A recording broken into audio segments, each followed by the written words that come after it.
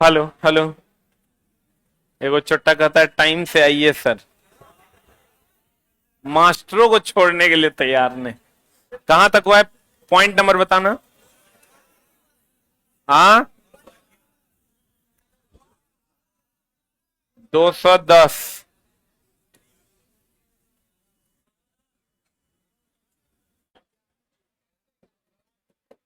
11 से होगा। आज हम लोग चला 70 को का टारगेट रखे हैं। आज 300। 300 तो नहीं होगा। साफे पढ़ देना है तो बोलो ना, पढ़ देंगे। आ जाओ इधर। जल से विद्युत धारा का प्रवाह, इस पर बहुत सारा प्रश्न उल्टा पुल्टा तरह मिलेगा। सबसे पहले तो तुम ये जान लो 100 211 में एनोड। ये चला तुम समझ लो ना, साइंस तो ई पार से ऊपर पढ़ रहा है, पढ़ भी रहा है, वन लाइनर भी पढ़ रहा है साथ में, और सारे डाउटेबल चीजों को भी खत्म कर देगा तुम 10 क्लास में।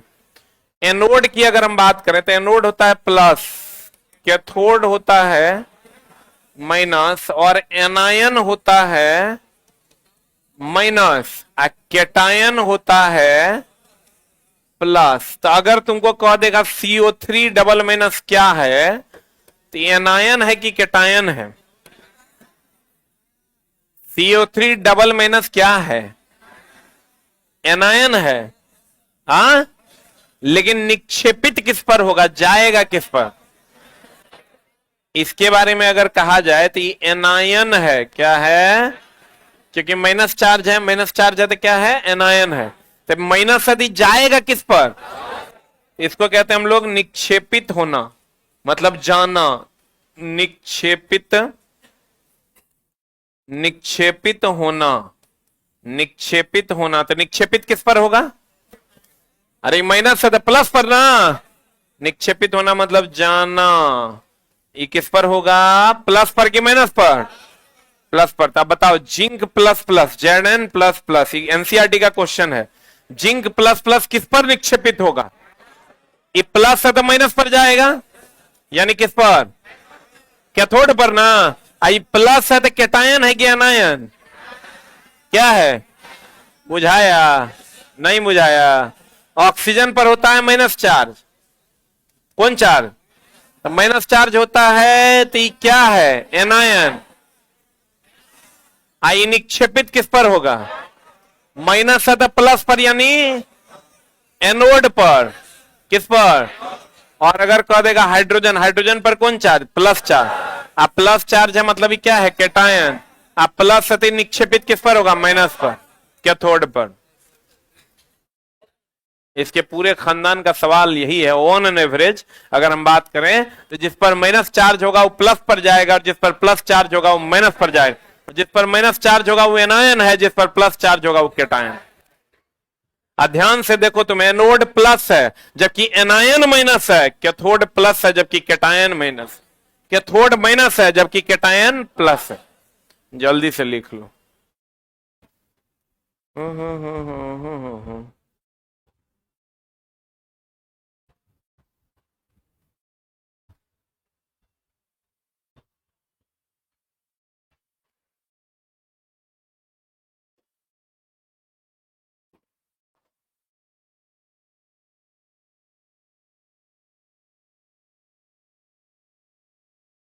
हो गया?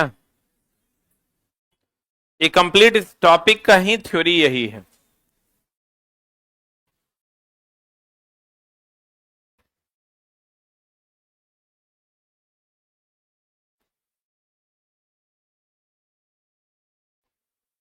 जल्दी से लिख लीजिए, पॉइंट नंबर दे दे के आप लिख लीजिए जिनके पास पीडीएफ है।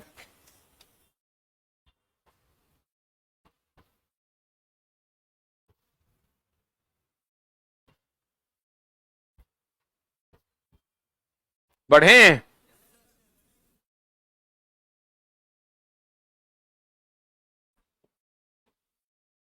लिख लिख लिख लिख लिए? अब देखिए, क्वेश्चन कह रहा है, क्या कह रहा है ये प्रश्न? प्रश्न कह रहा है मेरी जान कि जल में से विद्युत धारा प्रवाहित करने पर O2 और H2 गैस क्रमशः धन और ऋण ध्रुव पर निकलता है, ऋण ध्रुव पर निकलता है। देखो, O पर होता है माइनस चार्ज, S पर होता है प्लस चार्ज। तो ओ पर माइनस यदि किस पर निकलेगा, माइनस यदि प्लस पर निकलेगा, हाइड्रोजन पर प्लस है तो किसकी ओर निकलेगा, माइनस। तो ये माइनस प्लस है, तो यहां देखो प्लस माइनस है। ऐसा ही क्वेश्चन पूछता है क्रमशः धन ऋण, ऋण धन, धन धन, ऋण ऋण। बोलन रे, बना दीजिएगा ना। सस्ते धातु पर, अब देखो क्वेश्चन पूछता है किस धातु पर किस धातु की लेप लगाते हैं। सस्ते धातु पर महंगे धातु की लेप लगाते हैं। कभी भी चांदी पर सोने की लेप लगाएंगे, नहीं लगाएंगे। अगला, चांदी पर सोने का लेप लगाना है, लेकिन सोने पर चांदी का लेप नहीं लगाते। जब भी लगाना है सस्ते धातु पर महंगे धातु की परत चढ़ना विद्युत लेपन, इलेक्ट्रोप्लेटिंग कहलाता है। और यह केवल और केवल किस पर होता है, डीसी पर। आज जिसका परत चढ़ाना होता है उसका लेते हैं एनोड। क्या लेते हैं, आज जिस पर परत चढ़ाना होता है उसका लेते हैं कैथोड। जल्दी से लिख लो, जिसका परत चढ़ाना है एनोड, जिस पर परत चढ़ाना है कैथोड।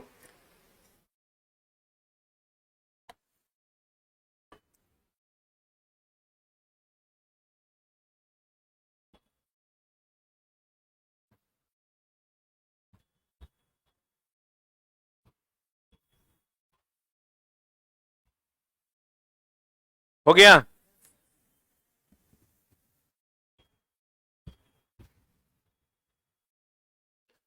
अरे हो गया। विद्युत लेपन की अगर हम बात करें, देख लो ऐसे याद रखना है इसको। जीस, जीस कॉमन है, पहले क कि पहले प, पहले क तो पहले ए, और में पहले ए ना, बाद में प तो बाद में के। तो जिसका एनोड, जिस पर कैथोड।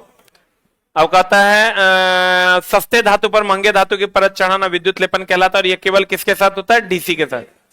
जब एम्बर एक प्रकार का रड है, एम्बर एक प्रकार का क्या चला, रड को फर्श से रगड़ा जाता है। तो जैसे हम लोग कहते हैं, देखो किसी भी चीज को किसी चीज से रगड़ना, रगड़ना, इसको हम लोग घर्षण विद्युत या अस्थिर विद्युत आवेश जनरेट होता है। देख लो, रगड़ से जो विद्युत होता है। अब यही एम्बर हो, पेन को माथे से रगड़ना हो, कांच के टुकड़े को रेशम के कपड़े से रगड़ना हो, कहीं पर भी रगड़ होगा ना तो घर्षण विद्युत जनरेट होगा। इसको अलग से लिख लो, कौन जनरेट होगा, घर्षण विद्युत उत्पन्न होता है, घर्षण विद्युत उत्पन्न होता है। कहीं पर भी रगड़ होगा तो घर्षण विद्युत या अस्थिर विद्युत उत्पन्न होता है। कौन विद्युत उत्पन्न होता है, अस्थिर विद्युत उत्पन्न होता है। कहीं पर भी रगड़ होगा तो रगड़ के जब भी विद्युत धारा उत्पन्न होगा, घर्षण विद्युत या घर्षण स्थिर विद्युत। और इसकी खोज किसने की थी, थेल्स ने। इसकी खोज किसने की थी, चला थेल्स ने। जब एम्बर, किसी को भी किसी से रगड़ो ना, वो मत याद रखो किसको किससे रगड़ना।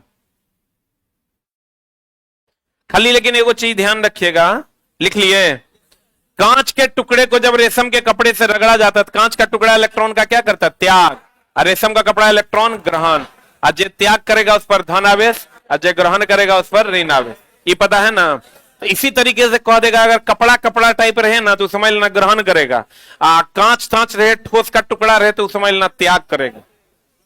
जैसे यहां तुम देख लो, एम्बर एक प्रकार का रड है, तो रड है मतलब ये कांच का टुकड़ा हो गया, बोलवे नहीं करेगा।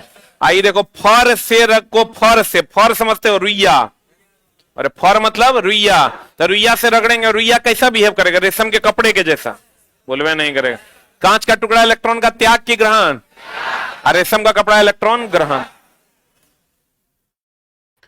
सजातीय आवेश, एक देखो, ये तो हम लोग कहते हैं ना, समान आवेश एक दूसरे को विकर्षित करते हैं और समान आवेश एक दूसरे को आकर्षित करते हैं, सुना है कि नहीं। प्लस प्लस में विकर्षण, प्लस माइनस में आकर्षण। तो सजातीय का मतलब भी समान ही होता है। विजातीय मतलब अलग अलग, सजातीय मतलब समान, विजातीय मतलब अलग अलग। कहता सजातीय आवेश एक दूसरे को प्रतिकर्षित, यानी सजातीय मतलब प्लस प्लस, खाली वर्ड बदल देगा, और विजातीय आवेश एक दूसरे को क्या करते हैं, आकर्षित। चुंबक की पहचान विकर्षण है, याद रखना। चुंबक की पहचान जो है, चुंबक की पहचान जो है ये क्या है? विकर्षण। चुंबक की पहचान क्या है चला? विकर्षण।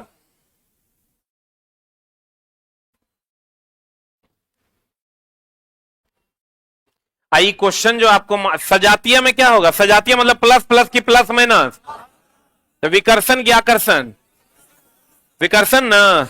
अविजातीय मतलब प्लस माइनस, तो क्या होगा? आकर्षण। तो कहते हैं चुंबक की असली पहचान क्या है? विकर्षण। विद्युतदर्शी से नाम है विद्युतदर्शी। विद्युत का प्रवाह मतलब इलेक्ट्रॉन का प्रवाह। किसका प्रवाह? तो विद्युतदर्शी से हम लोग आवेश का को देखते हैं। किसको देखते हैं? आवेश के प्रवाह को देखते हैं। तो कहता है विद्युतदर्शी किसी वस्तु में आवेशित होने का पता लगाया जाता। एक चीज और ध्यान रखना चला, साइक्लोट्रॉन जो है ये प्रोटॉन को त्वरित करता है। साइक्लोट्रॉन किसको त्वरित करता है? प्रोटॉन को त्वरित करता। साइक्लोट्रॉन किसको त्वरित करता है चला?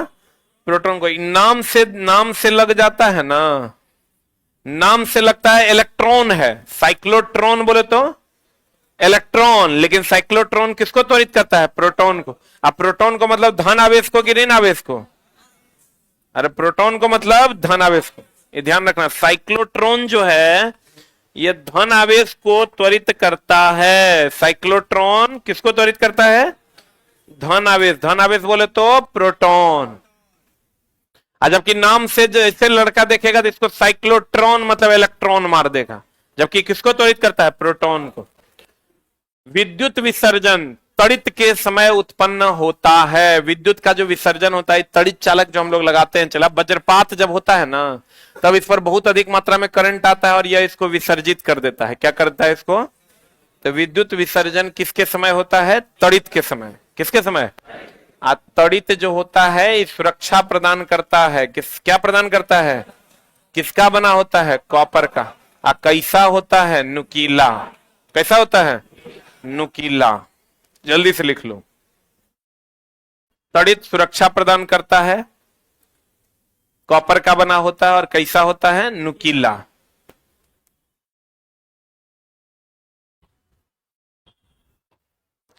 बीपीएससी फेज 3 का एग्जाम में चला कुछ ना कुछ गड़बड़ी तो हुआ है। आप पता नहीं का शायद कैंसिल नहीं करने का बयान दे दिया गया है। एग्जाम तो चला कैंसिल होना ही चाहिए।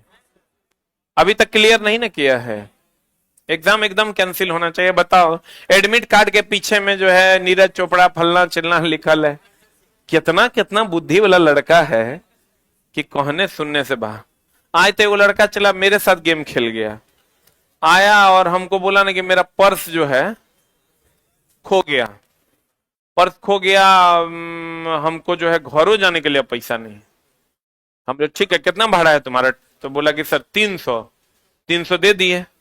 300 दे दिया। हम बोले लो घर चल जाओ। तो फिर बोलता है नहीं सर भूखले जाएंगे, भोरे पहुंचेंगे। हम बोले बात तो तू उचित कह रहा है। 100 दे दिए। बोला सर 100 में आजकल कहाँ खाना मिलता है। 100 और दे दिए। 200 दिए। तो बोला कि सर मेन उद्देश्य था जिसके लिए आए थे पटना वो काम होबे नहीं किया, फिर तो भाड़ा लगा के आना ही पड़ेगा। हम बोले क्या उद्देश्य था? बोला सर किताब लेना था। हम बोले कौन किताब? बोला ब्रह्मास्त्र सर, 3 गो जो आपका आया है वही लेना है। हम बोले रे 3 गो एक ब्रह्मास्त्र दिलवा दो। फिर कहता है सर एगो बात बोलने, गुस्साइएगा ना। हम बोले बोलो। बोला सर मेरे पास 3rd एडिशन वाला साइंस है, तनी 4th वाला एगो दे दीजिए। मजाक मजाक में 2000 का चूना लगा गया वो हमको। हंस भी रहा था। हम ले बाद में हमको लगा ही छोटा इतना हंस हंस के बतिया रहा है, मतलब हंस हंस के 2000 ले लिया वो हमसे। आई पगला, एक बार बोलता था हम नहीं देते, बारी तनी तनी करके। पहले 300 भाड़ा, फिर 200 खाने का। एक पर एक तेज बच्चा। एक लड़का था आज सुबह में आया चला, एकदम बच्चा था वो, एकदम बच्चा मतलब समझ लो मैट्रिक पास करके वो इंटर फर्स्ट ईयर में था। कितना छोटा बच्चा है वो। आया हमको बोला ना सर प्रणाम। हम बोले बोलो तुम तो मेरे यहाँ पढ़ता है क्या रे, तुमको नहीं देखे? बोला नहीं सर हम आपके यहाँ पढ़ते न। तो हम बोले बोलो ना क्या समस्या है? बोला सर एक बात कहें, हम बोले बोलो। बोलता है सर हे मोबाइल दो सर खरीदना है, ये मोबाइल हैंग करता है। तो हम लोग मोबाइल खरीदना तो बाबूजी से पैसा लो। कहता सुनने में आया सर मोबाइल खरीदने के लिए आप पैसा देते हैं। अरे पगला, सोचो कितना बीपी मेरा बढ़ा होगा। एक रहता है कि अपना बच्चा है, मोबाइल फूट गया, गिर गया, हरा गया, दे देते हैं 2-4-5 हजार, जाओ खरीद लेना। लेकिन ये मेरा स्टूडेंट भी नहीं है, हमको बाद में तो छोटा मोबाइल खरीदने के लिए हम पैसा देंगे, बाबूजी से मांगो। इतना ना मतलब मुंह बना लिया हो कि लास्ट में हम 3,000 टका दिए। ऐसा ऐसा केस भी आता था। हम पूछे ये बात तोरा किए बोला? बोला हमारे भैया, हमारे रूम पार्टनर बगल में है ना, वही बोले कि उनके पास जाओ ना, वो कुछ दे देंगे।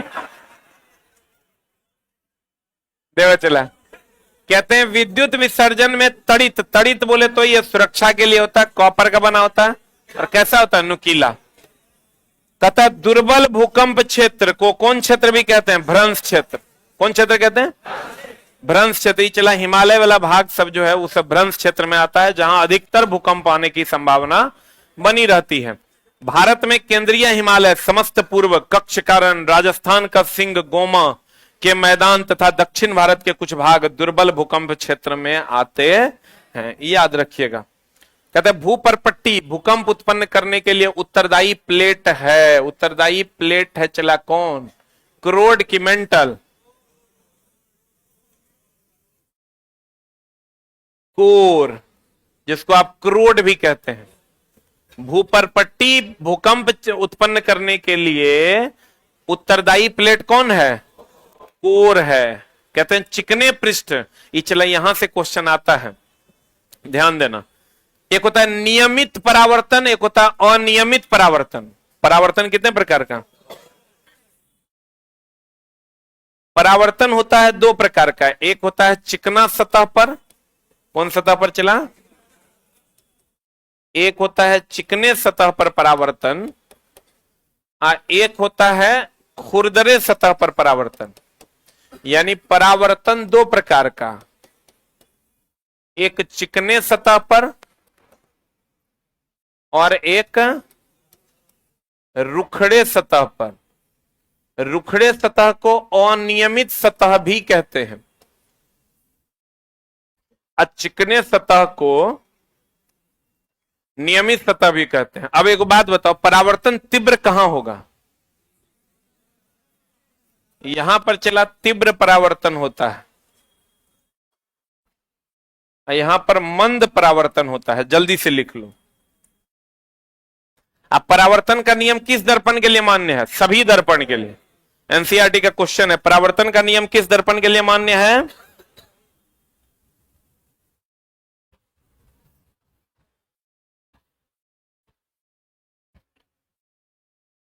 एक होता है चिकना और नियमित सतह, एक होता है रुखड़ा और नियमित सतह।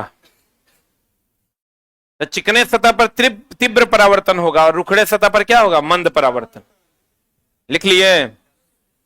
सतह 2 प्रकार का, एक चिकना और दूसरा रुखड़ा। चिकना को कहते हैं नियमित सतह, रुखड़ा को क्या कहते हैं? अनियमित सतह। तो बताओ परावर्तन का नियम दोनों पर लगेगा कि किसी पर नहीं लगेगा? परावर्तन का नियम हर दर्पण पर लगेगा और अपवर्तन का नियम हर लेंस पर लगेगा। बोलो ना, अपवर्तन का नियम जानते हो ना? आपतित किरण, अपवर्तित किरण, अभिलंब तीनों एक तल में होगा, साइन आई बटा साइन आर बराबर म्यू। अब परावर्तन का नियम है आपतन कोण परावर्तन कोण के बराबर, आपतित किरण, परावर्तित किरण, अभिलंब तीनों एक तल में। पता है नहीं? आज बताओ चला एकदम सिंपल सी बात कि दर्पण में परावर्तन की अपवर्तन? दर्पण में क्या? लेंस में क्या? लेंस में क्या रे? अपवर्तन। दर्पण में परावर्तन, लेंस में अपवर्तन। काहे? काहे कि लेंस में प्रकाश आर पार जाता है ना। चश्मा आपका लेंस है, घर में जो रखे हैं वो दर्पण है। आप प्रकाश सतह से टकराकर वापस आ जाता थी, क्या है? परावर्तन। तो दर्पण में परावर्तन की अपवर्तन, लेंस में अपवर्तन। सही कि गलत? बढ़े। तो देखो चिकने पृष्ठ पर हमेशा नियमित परावर्तन की अनियमित परावर्तन, क्योंकि चिकने सतह को हम लोग नियमित सतह भी कहते हैं। बोले वे नहीं करेगा। और तथा खुरदरे या अनियमित पृष्ठ से विसरित परावर्तन या अनियमित परावर्तन होता है। परितारिका, परितारिका जानते हो, ये आंख है आपका। तो हम लोग ये जानते हैं कि ये हैप्पी वैली फीलिंग, ये वाला जो भाग है इसी को हम लोग परितारिका कहते हैं। क्या कहते हैं चला? इंग्लिश में इसको आइरिस कहते हैं। और अगर आंख में आप देखना चाहते हैं तो ये वाला भाग, सफेद नहीं, काला वाला भाग, बोलो ने, ई वाला भाग को हम परितारिका कहते हैं। तो हम लोग ये जानते हैं कि ये काला रंग का भी होता है, नीला रंग का भी होता है और भूरा रंग का भी होता है।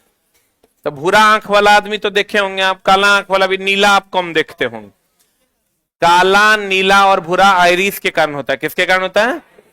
और अब क्वेश्चन ये रहेगा तुमको कि क्या इसके कारण सिर्फ आंख का रंग होता है या ये प्रकाश को नियंत्रित भी करता है? तो परितारिका नेत्र में प्रवेश करने वाले प्रकाश की मात्रा तथा आंख के रंग के लिए उत्तरदायी है। मतलब ये प्रकाश की जो मात्रा है, प्रकाश की मात्रा को भी नियंत्रित करता है, ये भी करता है। और इसके बीच में जो एक छेद है इसको हम लोग पुपिल कहते हैं। क्या कहते हैं चला? पुपिल। ये भी प्रकाश की मात्रा को नियंत्रित करता है, प्रकाश की मात्रा। लेकिन इस दोनों में फर्क है। दोनों में फर्क क्या है चला? पुतली ये एक छोटा सा छेद है जो ये वाला है, तो ये ऑपरेट होता है इसी के द्वारा। ऐसे अगर कर दिया तो कम प्रकाश आएगा, ये आइरिस है। ऐसे कर देगा तो कम प्रकाश आएगा, ऐसे कर देगा ज्यादा प्रकाश आएगा। हम ये कह सकते हैं कि पुपिल के द्वारा प्रकाश नेत्र में प्रवेश करता है। प्रकाश नेत्र में क्या करता है? प्रवेश करता। प्रकाश नेत्र में क्या करता है? प्रवेश करता है। एक minute, hold on, hold on, hold on. परितारिका, परितारिका को क्या कहते हैं? आइरिस। परितारिका को क्या कहते हैं? ये आइरिस है। और ये काला, नीला और कैसा होता है? भूरा। प्रकाश की मात्रा को यही ना कंट्रोल करता है कि कितनी मात्रा अंदर जाएगी। अब ये भी प्रकाश की मात्रा को कंट्रोल करता है। ये प्रकाश की मात्रा इससे गुजरती है। किससे? पुपिल से। जितना खोलोगे उतना गुजरेगा, कम खोलोगे तो कम गुजरेगा, ज्यादा खोलोगे तो ज्यादा। तो आइरिस के लिए हम कह सकते हैं ये प्रकाश की मात्रा को भी कंट्रोल करता है और आंख का रंग भी इस पर निर्भर करता है, जो काला, नीला और भूरा हो। जल्दी से लिख लो। इसका ये वाला पॉइंट को हटा दो। प्रकाश नेत्र में प्रवेश करता है इसी से, पुपिल से।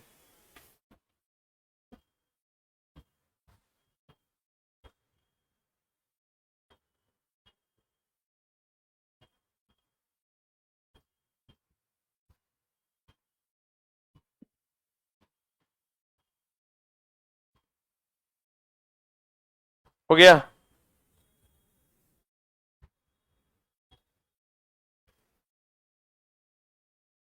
प्रकाश नेत्र में प्रवेश करता है किसके माध्यम से? पुतली के माध्यम से। पुपिल को कहते हैं क्या? पुतली।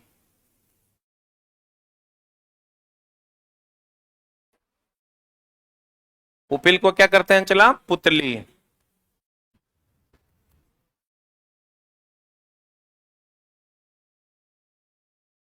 हो गया? अरे हुआ?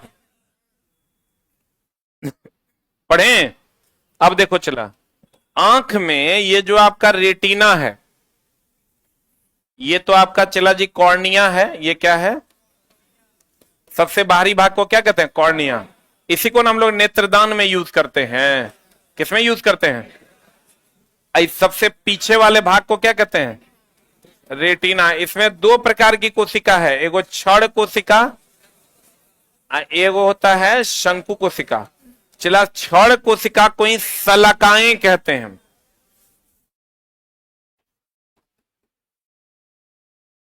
ये प्रकाश की तीव्रता के लिए है। प्रकाश की तीव्रता के लिए। शंकु कोशिका प्रकाश के रंग के लिए। एक बात बताओ, रात में जो आप किसी चीज को देखिएगा तो आपको तीव्र प्रकाश चाहिए कि कम प्रकाश चाहिए? इसका मतलब कौन सा एक्टिवेट हो जाएगा, क्षण कोशिका की शंकु कोशिका? कौन कोशिका? पहले इसको लिख लीजिए फिर बतियाते हैं।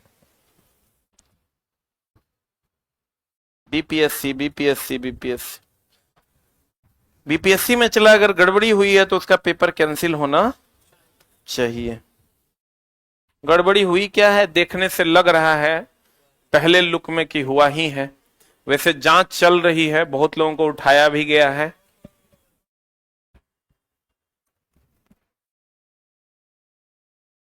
सरकार को चला इन सब चीजों पर। सरकार तो कानून भी बना दी। 2-4 को हमको लगता है 10 साल का सजा होगा ना, तबे ये लोग मानेगा। डर भर नाम का चीजें नहीं है, मारो जूते जूता जे पकड़ाता है। अब सही पूछो चला तो इसमें सरकार की गलती नहीं है, इसमें गलती हमार बात अगर मानेगा तो सरकार की गलती। सब जगह नीतीश कुमार जी बैठल रहेंगे रे? इसमें जो चोरी कर रहा है उकरो ना गलती है, जो लड़का ही काम कर रहा है उसकी गलती नहीं है। उस साला वही देशद्रोही है, ओकरो पकड़ के ढोकिए। लड़कों सबको पकड़ के ढोकिए तब समझ में आएगा। लड़का को छोड़ देने से नहीं होगा। जो चुट्टा चोर चौहाड़ ऐसा काम कर रहा है, सबसे पहले तो ओकरे वही दोषी है, ओकरा जल्दी से जेल में डालिए। तब जे अधिकारी है, जे सेटर है, ओकरा पकड़ी। सबसे पहले वो चुट्टा चोर को ले जाइए, रहेगा 10 साल का सजा ओकरो होना चाहिए। सजा तो एकदम सबसे ज्यादा होगा, क्योंकि गलत तो चला वही ना, पैसा का लोभ दे रहा है कि लो 10 लाख दे देते हैं, लो 5 लाख दे देते हैं। पैसा का लोभ दे रहा है, सामने वाला कर रहा है। सबसे पहला दोषी लड़के हैं। अब तो सच पूछो तो यहाँ जो लोग बैठे हुए हैं ना, जो ये कहते हैं कि पेपर लीक खराब है, वो खोजते रहते हैं व्हाट्सएप पे कहीं मिल जाए। तो दोषी तो चला लड़के न है। लड़का सही हो जाएगा तो सब ठीक हो जाएगा। बाबूजी को तुरंत फोन करे, बाबूजी 3 लाख मिल रहा लो, ले लियो की? बाबूजी हाँ हाँ ले लो। तो साला बापो फ्रॉड, तू फ्रॉड, बापो जाली तू जाली। तो इसलिए ये पहले तो हम तो कहते हैं एकदम होकर पूरा खानदान को जेल में बंद कीजिए, ताकि साला वो पूरा गांव जो है किसी से क्वेश्चन न ले। तब जो अधिकारी अच्छा सही बताओ तो ये गलत है कि नहीं? वो जो सेटर अपना जाता है परीक्षा देने, वो अपना नौकरी के लिए करता है। वो चुट्टा ये लड़के 1000 बच्चा अगर गया, 300 बच्चा पकड़ा, तीनों सब फ्रॉड है, फर्जरी है वो चुट्टा। सबसे पहले तो बीएड वीएड का डिग्री है फर्जरी मिल रहा है, तो लड़का वगैरह में सही कहां से मिलेगा? बीएड डीएलएड उधर है, कहां से फर्जरी डिग्री ले आता है? कहीं कोई क्लास तलाश नहीं। पहले तो पटना में जो चल रहा है बीएड डीएलएड वाला सब, वो जो करवा रहा है कि भैया पैसा दीजिए या डिग्री ले जाए, कहता यूनिवर्सिटी के रजिस्टर चेंज हो जाएगा, फलना इतना फीस दीजिए, बैक डेट में सब एंट्री वेंट्री सब हो जाएगा। तो ऐसा नहीं तो काम हो रहा है। अब हमारा पास नहीं चला ना करवाने के लिए। अब देखो शंकु कौन चला? शंकु जो तीव्र प्रकाश देख लो तथा सलकाएं मंद प्रकाश के लिए सुग्राही होती है। इस चीज का भी ध्यान रखना। शंकु थोड़ा बहुत प्रकाश के लिए भी सुग्राही होता है, लेकिन तीव्र प्रकाश तथा सलकाएं जो है वो मंद प्रकाश के लिए सुग्राही होती है। जबकि शंकु कोशिका का मेन काम क्या है? रंग के लिए। किसके लिए?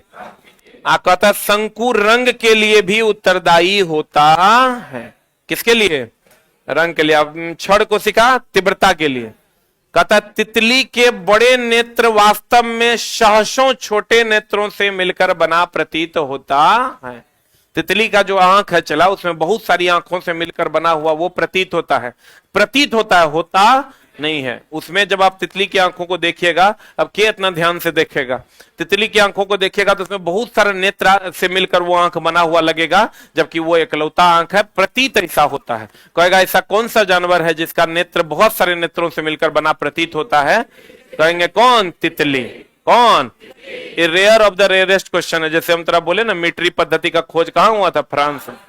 कहीं उसेन टूसेन भूसेन कहीं नहीं है, एसके जा फैसके जा कहीं नहीं है, लेकिन अब 5वें एडिशन में रहेगा। रात्रि में देखने वाले इस बार का बीपीएससी टीआरई 3.0 का क्वेश्चन है। हाँ क्या मतलब? सहसों मतलब बहुत सारे। अरे चुट्टा सहसों मतलब बहुत सारे। कहते रात्रि में देखने वाले जंतु के रेटिना में बड़ी संख्या में कौन कोशिका? क्षण कोशिका। क्यों होती है बड़ी संख्या में क्षण कोशिका? क्योंकि क्षण कोशिका प्रकाश की तीव्रता के लिए रंग। अच्छा बताओ, रात में देखना है तो किस कोशिका का यूज करेगा? रंग देखने वाला का, कि ज्यादा प्रकाश तीव्र हो उसका। यानी इसका मतलब रात में देखने के लिए क्षण कोशिका की शंकु कोशिका। हम बोले थे क्षण कोशिका जो है ये प्रकाश की तीव्रता की रंग, शंकु कोशिका प्रकाश के रंग के लिए जिम्मेवार है। तो रात में हमको प्रकाश की तीव्रता चाहिए ज्यादा कि रंग चाहिए ज्यादा? इसका मतलब रात में देखने के लिए किसका उपयोग ज्यादा करेंगे? क्षण का, शंकु का कम। अगर मान लो कहीं पर लाल हरा नीला देखना है तब शंकु का ज्यादा या क्षण का कम। ये तो सब जानता है कि रेटिना पर बना प्रतिबिंब वास्तविक उल्टा और वस्तु से छोटा होता है। और रेटिना में दो प्रकार की कोशिका होती है, एगो क्षण कोशिका, एगो शंकु कोशिका। क्षण कोशिका प्रकाश की तीव्रता के लिए, शंकु कोशिका प्रकाश के रंग के लिए। क्वेश्चन दे देगा, बताइए रात में देखना है किस कोशिका का ज्यादा प्रयोग करेंगे? लड़का का आगे माई तो पढ़वे नहीं किए हैं। क्षण कोशिका, क्योंकि क्षण कोशिका प्रकाश की तीव्रता के लिए उत्तरदायी होता है और शंकु कोशिका प्रकाश के रंग के लिए। तो रात में देखने के लिए कौन कोशिका? क्षण कोशिका। दिन में देखने के लिए शंकु कोशिका। दिन में नहीं, मतलब कम रोशनी में देखना है तो क्षण कोशिका का यूज करेंगे, लेकिन बहुत ज्यादा नहीं। लेकिन रात में अगर देखना है तो कौन कोशिका? क्षण कोशिका। और रंग देखने के लिए कौन सा? कहता रात्रि में देखने वाले जंतु में रेटिना में बड़ी संख्या में क्षण कोशिका तथा कम मात्रा में। इसके विपरीत दिन में देखने वाले जंतु में होता है। दिन में देखने वाले जंतु में शंकु कोशिका ज्यादा, क्षण कोशिका कम। ऐसे याद रखो ना कि रात में देखना है तो अधिक प्रकाश देखना है, अधिक प्रकाश देखना है तो तीव्रता के लिए जो जरूरी है वो यूज करेंगे। तीव्रता के लिए कौन कोशिका जरूरी है? क्षण कोशिका। क्लियर? पदार्थ के अणु में गति के कारण ताप उत्पन्न होता है। देखो ये क्वेश्चन भी आता है, बड़ा मगज हिला के जाएगा। अणुओं में गति के कारण ताप उत्पन्न होता है। इस बार बीपीएससी टीआरई का क्वेश्चन है कि घर्षण से क्या उत्पन्न होता है? ऊष्मा। घर्षण से क्या उत्पन्न होता है? तो देखो एक बात बताओ, कुत्ता के पेट से हाथी का बच्चा निकलतेगा? निकलेगा? तो ध्यान देना, ताप ऊर्जा नहीं है, ऊष्मा एक प्रकार की ऊर्जा है। ऊष्मा एक प्रकार की। हम कह रहे हैं भैया कि अणुओं की गति से, किससे चला? अणु की गति से क्या उत्पन्न होगा? क्या उत्पन्न होगा? ताप। अणु की गतिज ऊर्जा से, अणु की गतिज ऊर्जा से क्या उत्पन्न होगा? ऊष्मा। क्योंकि ऊष्मा एक प्रकार की ऊर्जा है। एक क्वेश्चन जब आएगा चला तो मामला गड़बड़ा देगा। क्वेश्चन आएगा तुमको कि बताइए जो ऊष्मा जनरेट होता है अणुओं की गति से कि अणुओं की गतिज ऊर्जा से? अणुओं की गतिज ऊर्जा से। अणुओं की गतिज ऊर्जा से। अणुओं की गति से क्या जनरेट होगा? ताप। अणुओं की गतिज ऊर्जा से क्या जनरेट होगा? ऊष्मा। बुझा रहा है? जल्दी से लिखल तो है, ये है, एक जगह लिख लो।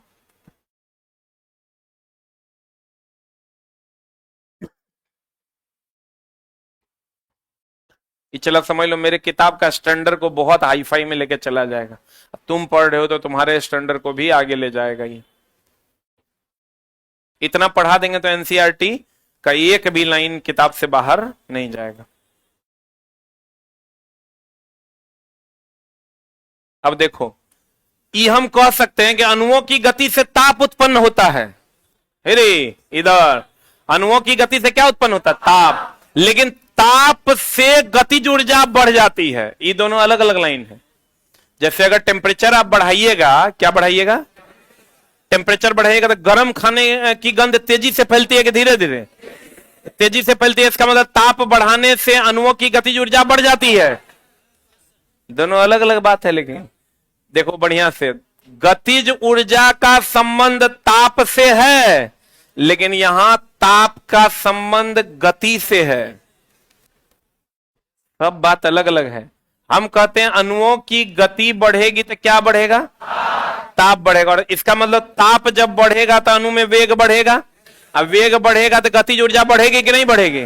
अगर कोई भी चीज को गर्म करते हैं तो उसके गैस के अणुओं का वेग बढ़ेगा, अणुओं का वेग बढ़ेगा तो उसकी गति बढ़ेगी, और गति बढ़ेगी तो उसकी गतिज ऊर्जा बढ़ेगी। कहेगा ताप, अणुओं के गति से ताप उत्पन्न होता है और अणुओं की गतिज ऊर्जा से क्या जनरेट होता है? ऊष्मा। क्या जनरेट होता है? लेकिन जब तापमान बढ़ाएंगे तो अणुओं की गतिज ऊर्जा क्या हो जाएगी? बढ़ जाएगी। बुझा रहा है? क्योंकि गर्म खाना तेजी से वातावरण में फैलता है। बोलो हाँ। तापमान के बढ़ने से कणों की गतिज ऊर्जा क्या हो जाएगी? बढ़ जाती है। क्लियर है? अगला, दो विभिन्न पदार्थ के कणों का स्वतः मिल ही मिलना क्या कहलाता है? विसरण। अब देखो ई फिर अलग पर लाइनें अलग है। ई लाइन डायरेक्ट एनसीईआरटी का है। विसरण हम लोग क्या पढ़ाते हैं? उच्च घनत्व से निम्न घनत्व में गैसों का प्रसार क्या कहलाता है? क्या कहलाता है? विसरण। उच्च घनत्व से निम्न घनत्व में गैसों का प्रसार क्या कहलाता है? विसरण। ऐसा एकमात्र मेथड है विसरण जिसमें स्वतः घुल मिल जाता है। जैसे आप सेंट की बोतल को खोल दीजिए, कुछ मत कीजिए, कोई प्रेशर वगैरह नहीं दीजिए, खोल दीजिए, वो अपने वातावरण में घुलने लगेगा, क्योंकि वहां उच्च घनत्व है, यहां निम्न घनत्व। गैस सिलेंडर को खोल दीजिए, वो अपने घुलने मिलने लगेगा। इसका मतलब स्वतः घुलने मिलने का गुण भी क्या है? विसरण। या उच्च घनत्व से निम्न घनत्व या उच्च सांद्रता से निम्न सांद्रता में गैसों का प्रवाह भी क्या है? विसरण। ताप बढ़ जाएगा तो विसरण बढ़ जाएगा कि घट जाएगा? अभी तुरंत बताए थे, ताप बढ़ जाएगा तो विसरण भी बढ़ जाएगा। बुझा रहा है? पक्का। हम चला बहुत चीज सीख रहे हैं, तुम समझो कितना चीज सीखेगा। क्वेश्चन थोड़ा सा घुमाएगा ना तो तुम कहेगा कि अरे सलाई तो पढ़वे नहीं किए। इसी में क्या करेगा? विसरण, एगो दे देगा वाष्पीकरण, विसर्जन। अब ले साला विसरण की वाष्पीकरण की विसर्जन, ऑप्शन का पता नहीं चलेगा। तो कहते हैं दो विभिन्न पदार्थों के कणों का स्वतः ही मिलना, कैसे मिलना? क्या कहलाता है? विसरण। और बल लगाने पर ठोस टूट सकता है। देखो अगर हम अब यहां पर हम लोग क्या पढ़ते हैं? हम लोग ये पढ़ते हैं दोस्त मेरे कि अगर हम किसी ये वस्तु है इस पर हम बल लगाते हैं, बढ़िया समझ लो। चला एको लाइन फालतू नहीं है, एनसीईआरटी में लिखल है, जाके पढ़ लो। तुम पढ़ेगा नहीं, इतना मोटा हो जाएगा। तो हम पढ़ा रहे हैं छांट के, तो तुम पढ़ लो। अब एनसीईआरटी में तो यहो बात लिखल है, बल के SI मात्रक न्यूटन होता है, विद्युत धारा के SI मात्रक एम्पियर होता है। वहां नहीं लिखल है जल का आयतन 4 डिग्री सी पर न्यूनतम होता है, 4 डिग्री सी पर घनत्व महत्तम होता है। तो 2-4 लाइन हो सकता है वहां से भी हो, लेकिन मैक्सिमम वो लाइन है जो तुम नहीं जानते हो, जो तुम अन्य कॉमन किताबों में पढ़ नहीं रहे हो, लेकिन एनसीईआरटी में है और वो क्वेश्चन पूछा जाता है, जिसका एकदम जीता जाता एग्जाम्पल 2 दिन पहले जो टीआरई हुआ है उसका है। जैसे मीट्री पद्धति कहां हुआ था? फ्रेंच। जैसे एक और एग्जाम्पल तुम दोगे, हम तो पढ़ा दिए हैं तो इसलिए नहीं दिया, हम अपने किताब में ऑलरेडी डाले हुए हैं, जो इस बार दरोगा में पूछा था कि जिंक और टीन में टीन का बर्तन हम लोग क्यों यूज करते हैं? क्योंकि टीन कम अभिक्रियाशील है और जिंक ज्यादा अभिक्रिया। इस बार का बिहार दरोगा का क्वेश्चन है जो किसी किताब में तुमको मिलेगा नहीं। अब देखो चला, अगर हम इसको दबाते हैं और दबाने के बाद ये अपना आकार नहीं बदलता है, टूट जाता है। जैसे आकार नहीं बदलेगा तो यह गुण दृढ़ता है, यह गुण क्या है? लेकिन अगर बल लगाएंगे टूट जाएगा तो यह गुण भी दृढ़ता है। ध्यान देना, अगर हम किसी वस्तु पर बल लगाते हैं और बल लगाने के बाद वह वस्तु अपना आकार परिवर्तन नहीं करता है तो रिजिड बॉडी है, रिजिड है कि भैया हम अपना आकार नहीं बदलेंगे। लेकिन अगर आकार नहीं बदला और टूट गया तो वह गुण भी दृढ़ता है, क्योंकि भैया टूट गया तब भी वह आकार नहीं बदला, टूट जाएगा, फिर अगर जोड़ देंगे तो उसी आकार में नहीं आ जाएगा।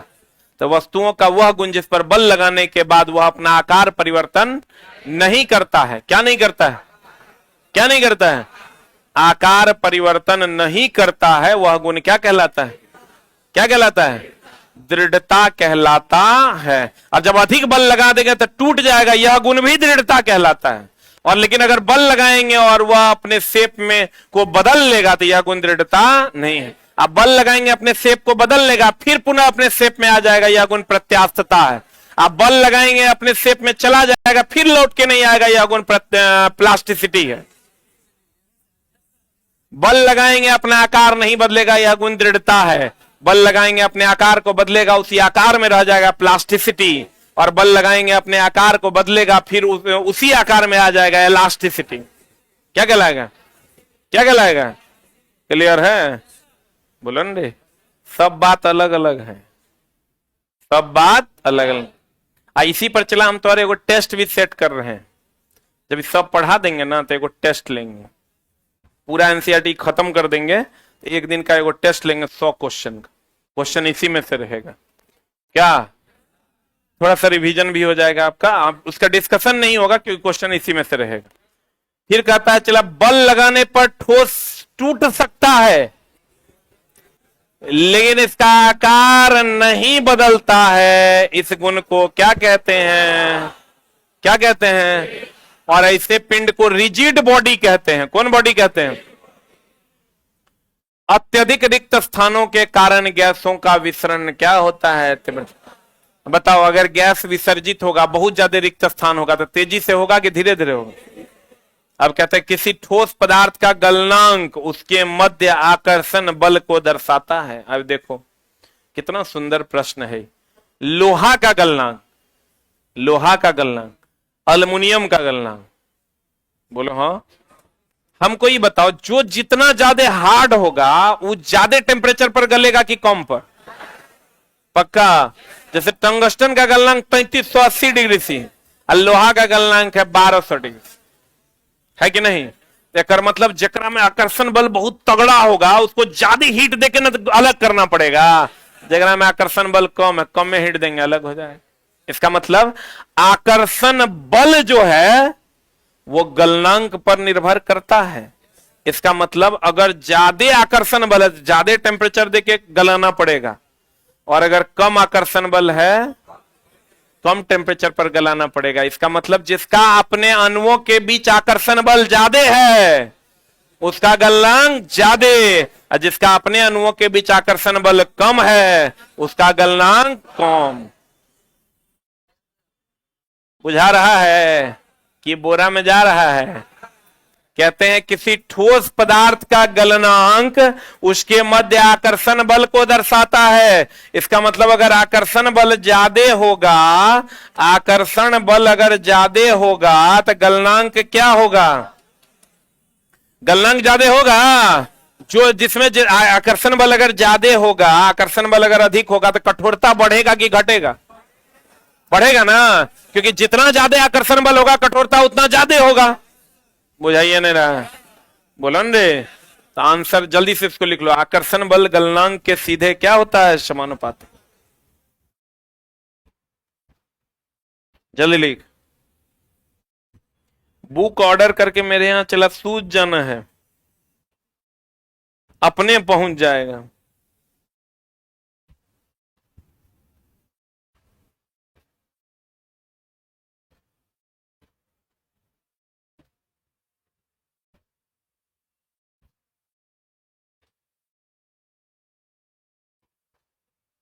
इस धरती का सबसे गंदा आदमी तो हम है ये।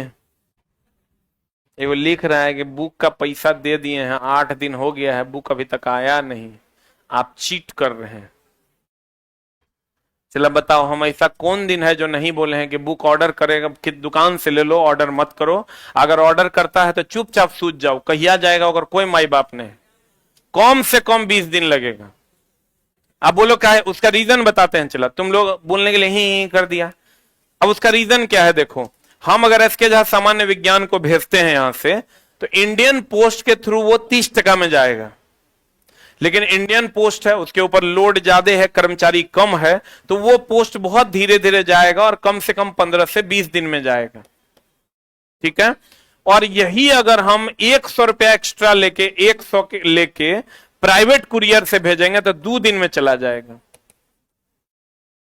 आज भेजेंगे परसों बच्चा को किताब मिल जाएगा। ठीक? तो बच्चा ही 100% देना नहीं चाहता है, बच्चा पे करेगा डिलीवरी चार्ज 30%, तो 30% पे करेगा तो हम उसको इंडियन आईपीओ से ही भेजेंगे, इंडियन पोस्ट ऑफिस से भेजेंगे। इंडियन पोस्ट ऑफिस से भेजेंगे तो उस बुक को पहुंचने में लगेगा समय। उल्ले वो नहीं करता है, ऑर्डर रहता है 1000-1200 का, हम 300 से ज्यादा लेवे नहीं करेंगे, मेरे पास उतना स्टाफ है। एंट्री करने में एक बुक को 6 से 7 मिनट लगता है। एगो स्टाफ जाओगे तुम आईपीओ, जो यहाँ पटना आईपीओ है, जीपीओ जिसको हम लोग कहते हैं, वहां एगो स्टाफ खाली वासे पब्लिकेशन की किताब के लिए समझो ये पॉइंटे है, वो डेली 1200 किताब ले जाके यहां से रख देता है, ओकरा एक्स्ट्रा देते हैं कुछ, तब जाके वो भेजता है। अब तुम बताओ कि एकर की उपाय करें। 100 टका बच्चा पे करेगा तब 100 जैसे लगाएंगे डिलीवरी चार्ज। अरे लूटा रे लूटा, एसके जा लूट लिया रे हमको, रे बर्बाद हो गए हम। अब बताओ चला जिए कैसे हम। किए करो, ये 2 दिन में पहुंच जाएगा। आज भेजेंगे, कल का टाइम लेगा, परसों बच्चा के हाथ में रहेगा।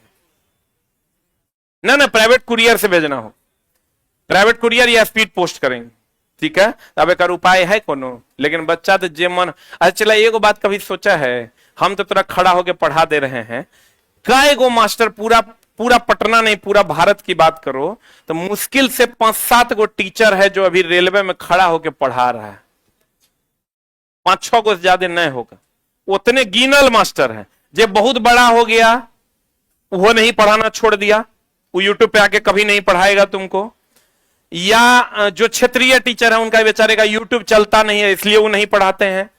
जो नॉर्मल टीचर की अगर बात करो तो रेलवे एग्जाम या किसी भी एग्जाम के लिए तो तुम गौर से एक बार गिनना बढ़िया से आंख बंद करके, तो तुमको ठीक है तुमसे 1000, 1500, 2000 फीस टीचर चार्ज करता है, लेकिन ऐसे लोगों की संख्या कितनी है तो जब तुम गिनोगे तो 10 से ज्यादा नहीं होगा। और जो सबसे बड़ा टीचर हो गया वो तो खाली बहुत सारा बात ऐसा कर रहा है जो तुम्हारे यूज में नहीं है और तुम्हारे काम में नहीं। हम तो बड़ा टीचर उसी को मानते हैं जो चला खड़ा होकर बच्चा को पढ़ा दे।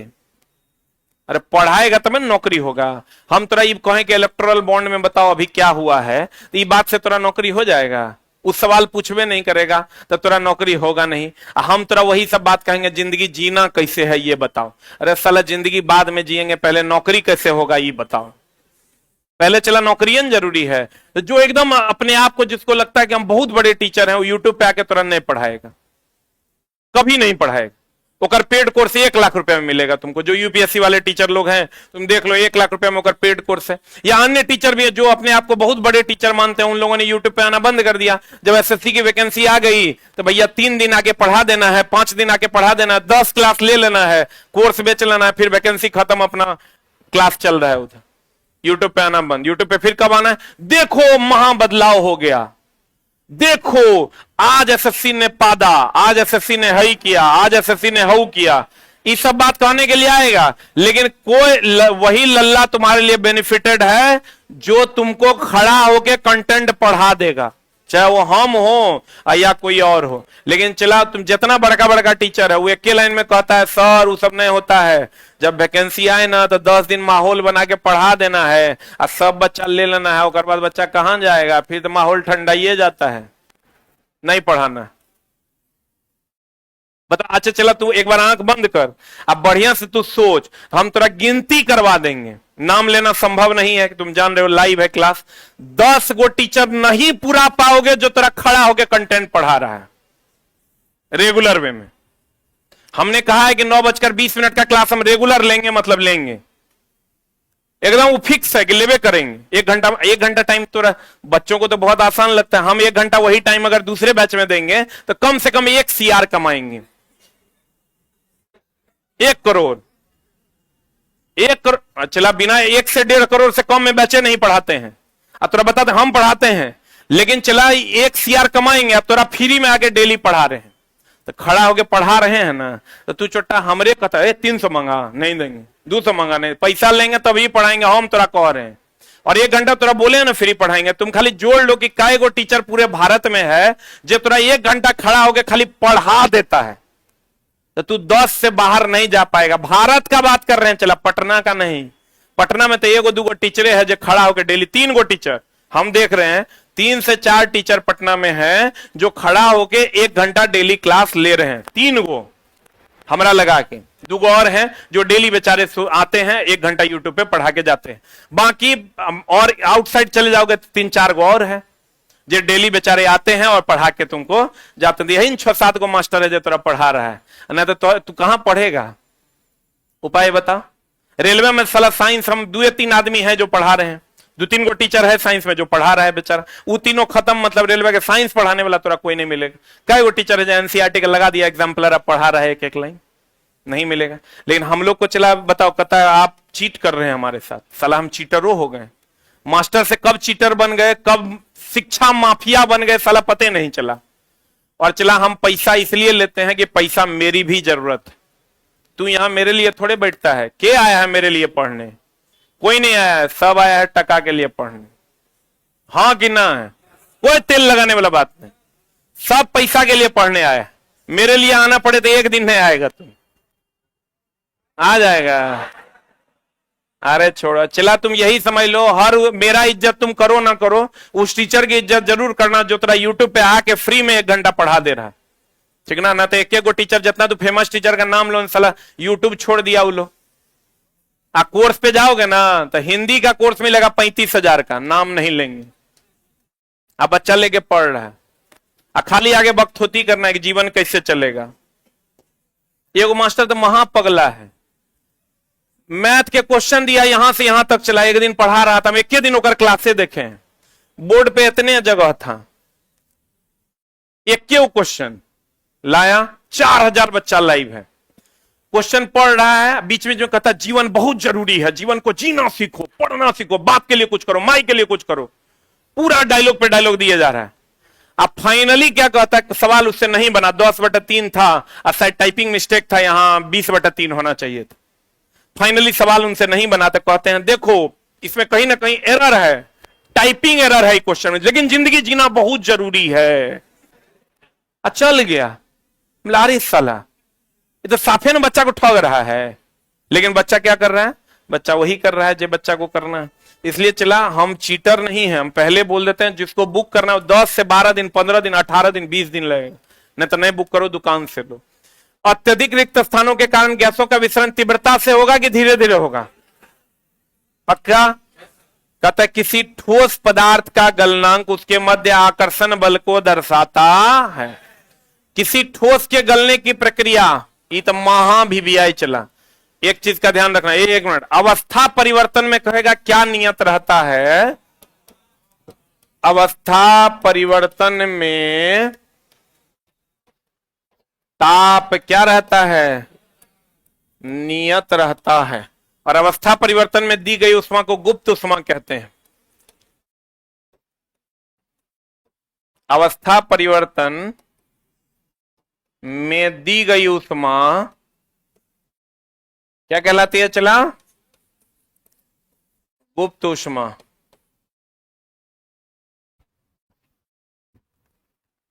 जल्दी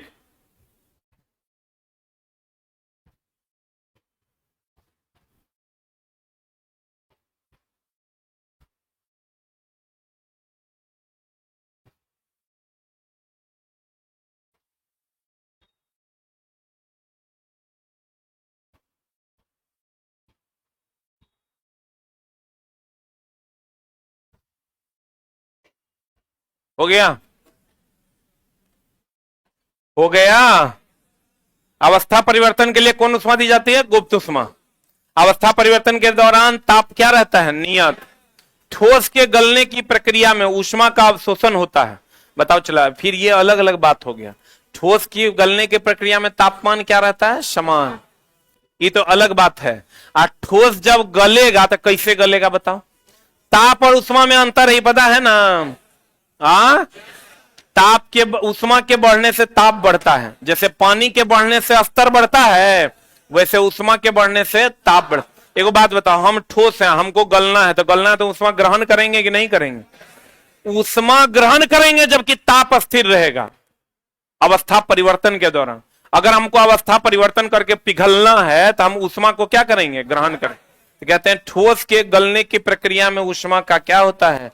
अवशोषण होता है। और उष्मा को गलन, संगलन की प्रसुप्त गुप्त उष्मा कहते हैं। उष्मा कहते हैं, उष्मा का गलन या संगलन जो होता है, इसको हम लोग कौन उष्मा के द्वारा डिनोट करते हैं? गुप्त उष्मा, जिसका फॉर्मूला होता है Q = ml।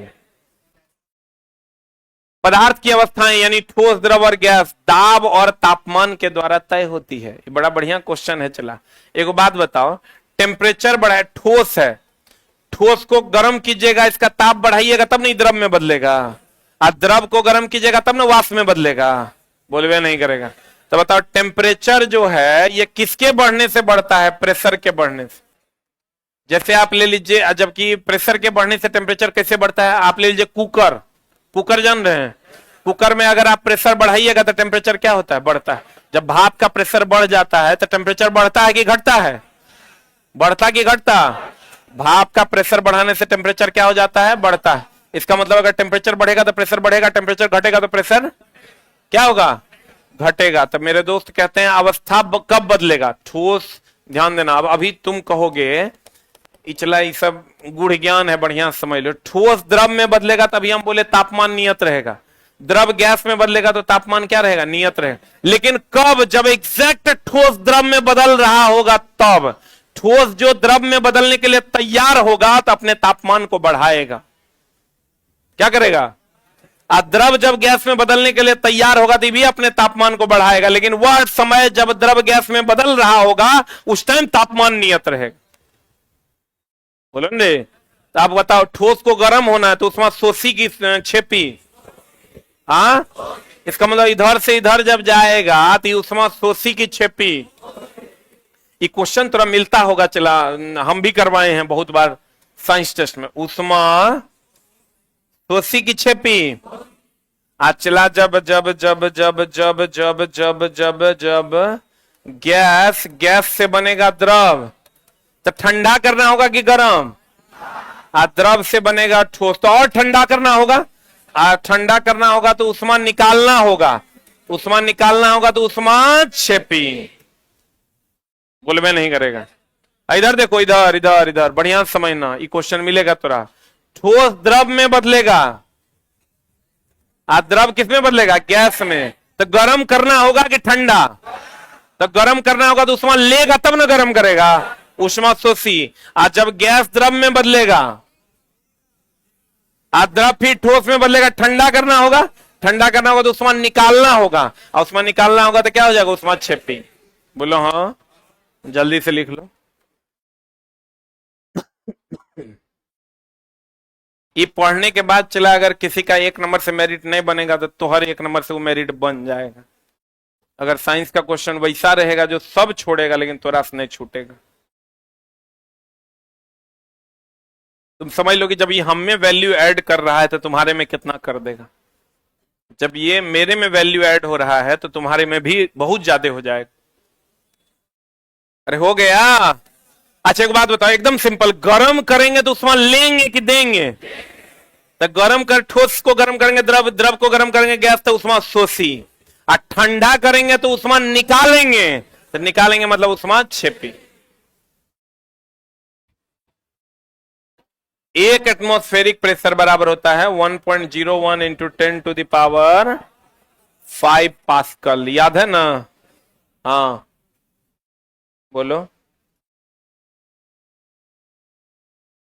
नहीं, ठीक। कहते हैं क्वथनांक। क्वथनांक समझते हो? क्वथनांक मतलब किसी चीज का खोलने का जो बिंदु होता है उसे हम लोग क्या कहते हैं, क्वथनांक। लेकिन में झोल है। कोई चीज जिस बिंदु पर गलता है उसे क्या कहते हैं, गलनांक। क्या कहते हैं, गलनांक कहते हैं। कोई चीज जैसे पानी 100 पर खोलता है उसको क्वथनांक पानी का हो गया 100 डिग्री से। पानी का क्वथनांक कितना हो गया, 100 डिग्री। कहते हैं क्वथनांक से कम तापमान पर, जैसे मान लो पानी का क्वथनांक कितना है, 100 डिग्री सी, इससे कम तापमान पर द्रव के वाष्प में परिवर्तित होने की प्रक्रिया। जैसे चला द्रव, ये क्वेश्चन आता है, वाष्पीकरण किस तापमान, एनसीईआरटी का क्वेश्चन है, वाष्पीकरण किस तापमान पर होता है, निम्न तापमान पर, उच्च तापमान पर, क्वथनांक पर, कि सभी तापमान पर। आप कहोगे ये कैसे गुरुजी, ये एनसीईआरटी का क्वेश्चन है। बोलोगे गुरुजी कैसे, तो किसी चीज को तुम गर्म करो तो गर्म करोगे, जैसे तुम आग जलाओगे ना थोड़ा थोड़ा वाष्प निकलना शुरू हो जाएगा। अरे बोलो हाँ कि ना? आप कभी खाना बनाए हैं ना, डेली बनाते होंगे लाज नहीं लगता है ऐसे रोटी बेलने में? सिला लाज क्या लगना है, बोले मेरा कर्म है। साला कर्मो ऐसा मिला रोटी बेलने वाला रे। लेकिन कोई बात नहीं, भगवान तुम्हारी आत्मा को शांति दे। कहते हैं मेरे दोस्त कि कम क्वथनांक से कम तापमान पर, यानी वाष्पीकरण किस बिंदु पर, निम्न पर कि मध्यम पर कि उच्च पर कि सभी पर, ये लिख लो, वाष्पीकरण सभी तापमान पर होता है। वाष्पीकरण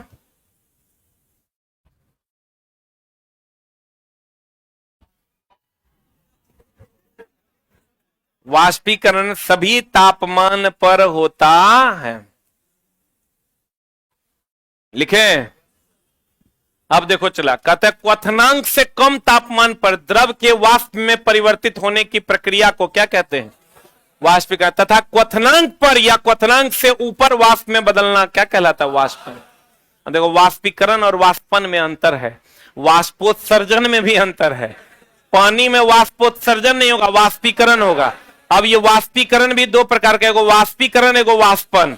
अगर क्वथनांक से कम पर पानी वाष्पीकृत हो रहा तो वाष्पीकरण, क्वथनांक पर या क्वथनांक से अधिक पर पानी वाष्पीकृत हो रहा था क्या। जैसे अगर हम जल की बात करें, चला जल की बात करें, जल की बात करें तो जल 100 डिग्री सी पर, 100 डिग्री सी पर, इससे जो इधर होगा ये है वाष्पीकरण। इससे जो क्वथनांक बिंदु है तो क्वथनांक बिंदु सहित इधर जो होगा ये हो जाएगा वाष्पन। बोलो हाँ या ना, लिख लो एकरा। यह कौन बिंदु, जल का ही क्या है, क्वथनांक। इतने पढ़ना है। अब पौधों में क्या होता है, वाष्पोत्सर्जन। पौधों में क्या होता है, वाष्पोत्सर्जन।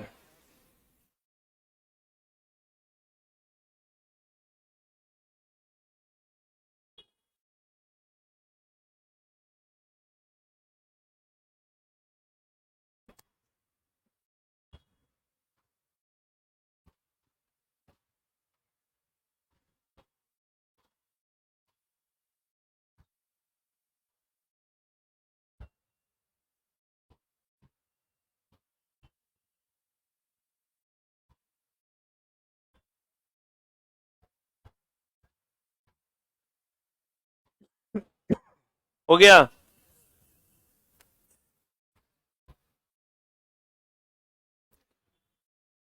अब देखो वाष्पीकरण एक कैसी घटना है, सतहीय घटना है। और वाष्पीकरण, वाष्पीकरण पानी का वाष्पीकरण होगा कि वाष्पोत्सर्जन। अब वाष्पोत्सर्जन किसमें होता है, वेपोरेशन और इवेपोरेशन अलग अलग है। वेपोराइजेशन का मतलब हुआ वाष्पीकरण, इवेपोराइजेशन का मतलब हुआ वाष्पोत्सर्जन। बोलो ना रे, ये समझ गया। 100 डिग्री सी से इधर वाष्पीकरण, 100 पर या 100 से अधिक वाष्पन। अब वाष्पीकरण एक सतहीय घटना है। फ्लोरेसेंट ट्यूब में नियॉन, नियॉन कैसा रंग देता है, नियॉन कैसा रंग देता है, गुलाबी। बल्ब में क्या होता है, प्लाज्मा। प्लाज्मा का तापमान कितना डिग्री सी, 20,000 डिग्री सी तक। आप बताओ सोडियम लैंप में कैसा रंग देता है, सोडियम लैंप जो है वो पीला रंग देता है। बताओ बारिश में कौन लैंप का प्रयोग करते हैं, अरे छोटा, बारिश में सोडियम वेपर लैंप का प्रयोग करते हैं। किसका प्रयोग करते हैं, सोडियम वेपर लैंप का प्रयोग करते हैं। बिहार इलेक्ट्रिसिटी में पूछा था पिछले बार।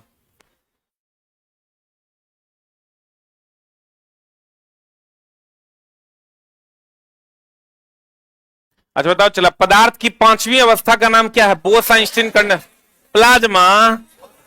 पदार्थ की चौथी अवस्था है प्लाज्मा, और पदार्थ की जो पांचवी अवस्था है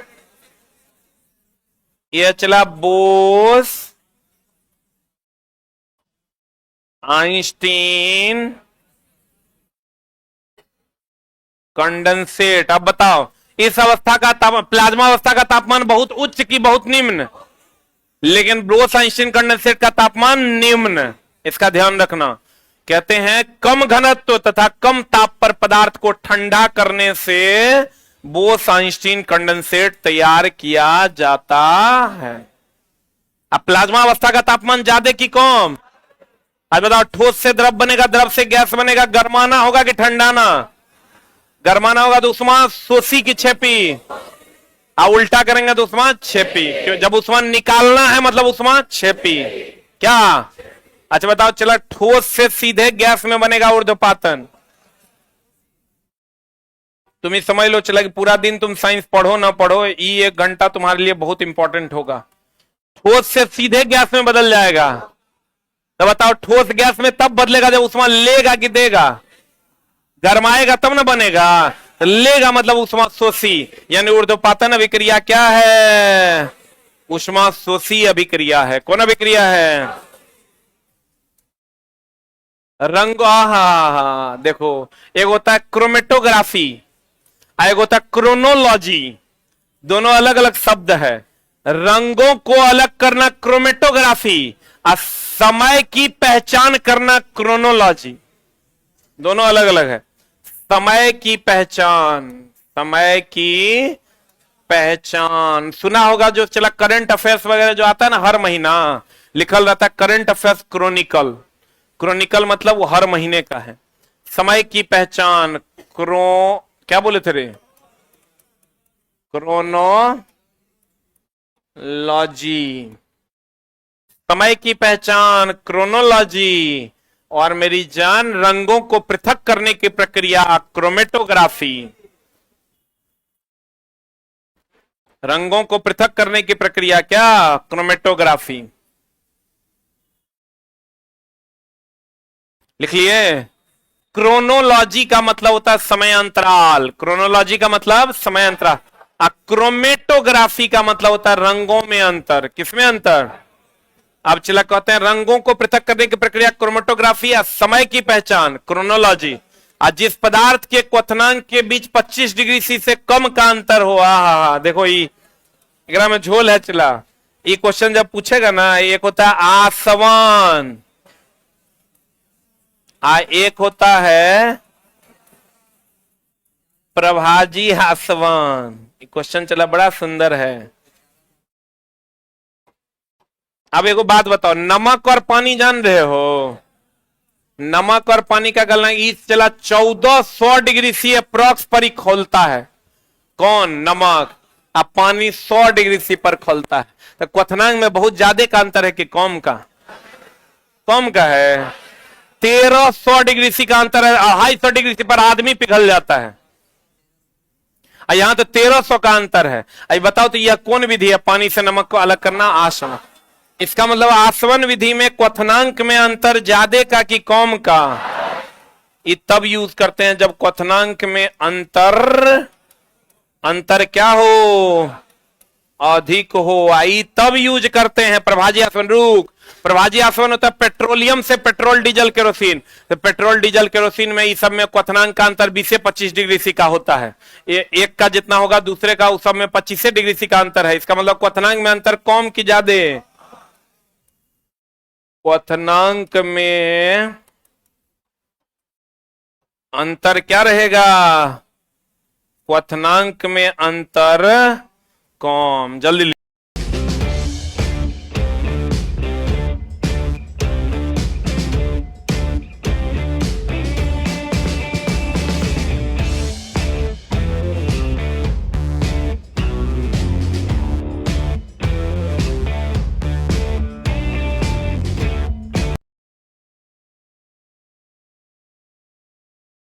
25 डिग्री सी का अगर अंदर रहेगा तो ये कितने किस पर टूटेगा?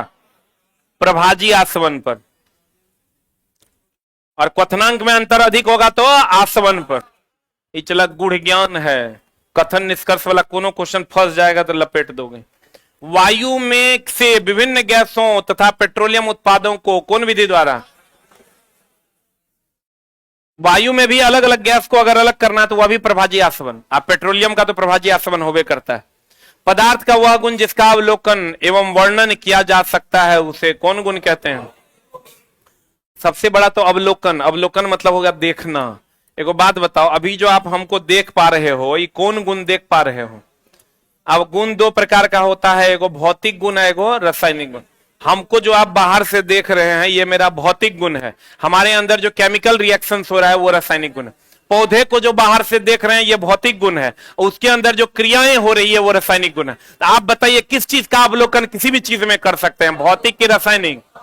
तो किसी भी चीज का अवलोकन करना अर्थात देखना, वो कौन क्या है? भौतिकी है। और उसके अंदर जो केमिकल रिएक्शंस हो रहे हैं वो रासायनिक है। आपको कहेगा किसी चीज को देख रहे हैं, वो लंबा है, बड़ा है, छोटा है, पतला है, नुकीला है, वो कौन है? कौन अवस्था है? भौतिक अवस्था है। तो कहते हैं पदार्थ का वह गुण जिसका अवलोकन एवं वर्णन। अब बताओ, हमको देख के तुम हमारा जो वर्णन करोगे तो कि काला है कि गोरा है, क्या है, नहीं है, यही ना कर पाओगे। हमारे अंदर डाइजेस्टिव सिस्टम कैसा है, हमारा नेफ्रॉन कैसे काम कर रहा है, हमारी किडनियां कैसे काम करे, एल्वियोली मेरा कैसे काम कर रहा है, विली मेरा कैसे काम कर रहा है, ये तो बता पाएगा। इसका मतलब कि वर्णन किस गुण का किया जा सकता है? भौतिक गुण का। रासायनिक गुण का वर्णन करना संभव नहीं। बुझा रहा है?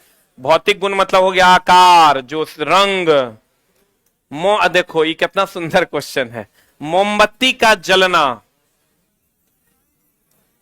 एक मिनट, मोमबत्ती का जलना हम लोग क्या पढ़ते हैं? रासायनिक परिवर्तन।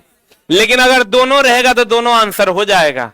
आप कहिएगा कैसे? मोमबत्ती जलेगा तब जब पिघलेगा। तो मोमबत्ती के जलने में जलना और पिघलना दोनों निहित है। तो अगर दोनों ऑप्शन में रहे तो भौतिक एवं रासायनिक दोनों परिवर्तन आंसर मारिएगा। अलग अलग रहेगा तो क्या मारिएगा? रासायनिक परिवर्तन।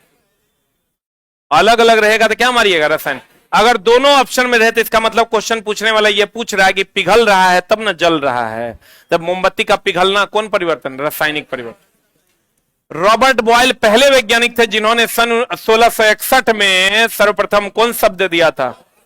तत्व शब्द का प्रयोग किया था रॉबर्ट बॉयल। अणु शब्द का प्रयोग ओस्टवाल्ड। परमाणु शब्द का प्रयोग डेमोक्रिट्स। अगर हम बात करें जिन्होंने तत्व शब्द का जो परिचय है, तत्व शब्द का परिचय कौन दिया था? Robert Boyle. और अगर परमाणु शब्द का परिचय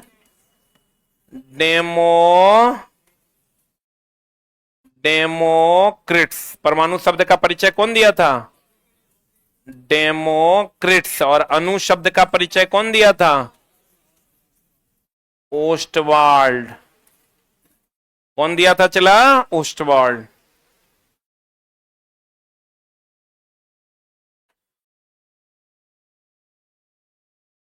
हो गया। तत्व का परिचय कौन दिया था? Robert Boyle. परमाणु शब्द का परिचय कौन दिया था? कौन दिया था रे?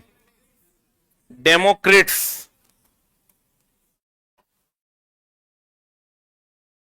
अणु शब्द का परिचय किसने दिया था? ओस्टवाल्ड ने। जबकि पहला परमाणु मॉडल किसने दिया था? डाल्टन ने। अब परमाणु मॉडल जो दिया गया था चला रदरफोर्ड के द्वारा, वो कहा था कि यह सूर्य के चारों तरफ जैसे ग्रह घूमता है वैसे यहां नाभिक के चारों तरफ इलेक्ट्रॉन घूमता है। यानी परमाणु का जो आकार है, उसकी जो संरचना वो सौर परिवार के जैसी है। कैसी है? देखो कहता तत्व की परिभाषा सर्वप्रथम किसने दिया था? लेकिन तत्व शब्द का परिचय किसने दिया था? रॉबर्ट बॉयल ने। किसने दिया था? अब 92 तत्व प्रकृति में है, जिसमें 11 तत्व क्या है? 2 तत्व क्या है? द्रव। अब बाद बाकी सब क्या है? ठोस। बाद बाकी सब क्या है? गैस की संख्या कितनी है? 11। कितनी? द्रव कितने हैं? 2। अब बाद बाकी सब क्या है? ठोस। आपको कहेगा तत्व कितने हैं? तो 118। तत्व कितने हैं? 118। लेकिन कहेगा प्रकृति में कितने हैं? तो 92। अब 92 में कितने तत्व हैं? गैस। गैस कितने हैं? 11। दूगो तो द्रव ब्रोमीन, सबको पता है, पारा और ब्रोमीन। ये किस अवस्था में पाया जाता है? द्रव अवस्था में। पारा धातु है जो द्रव अवस्था में पाया जाता है। अब ब्रोमीन और धातु है जो द्रव अवस्था में पाया जाता है। इस सबको रटा हुआ होगा। लेकिन अब आप ये जानिए कि 95 तत्व 92 तत्व प्रकृति में पाए जाते हैं, जिसमें 11 तत्व गैस है, 2 तत्व द्रव है। अब बाद बाकी सब क्या है? क्या है? ठोस। कितने तत्व पाए जाते हैं? 92। कितने?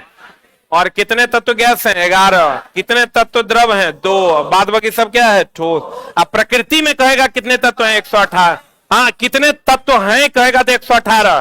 प्रकृति में कितने तत्व हैं? 92। कितने तत्व हैं? 118। कितने तत्व हैं? 118। कितने तत्व हैं?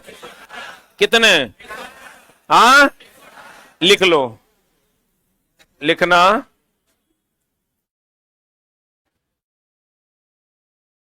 कुल तत्वों की संख्या। कुल तत्वों की संख्या 118 है, जबकि प्रकृति में पाए जाने वाले तत्वों की संख्या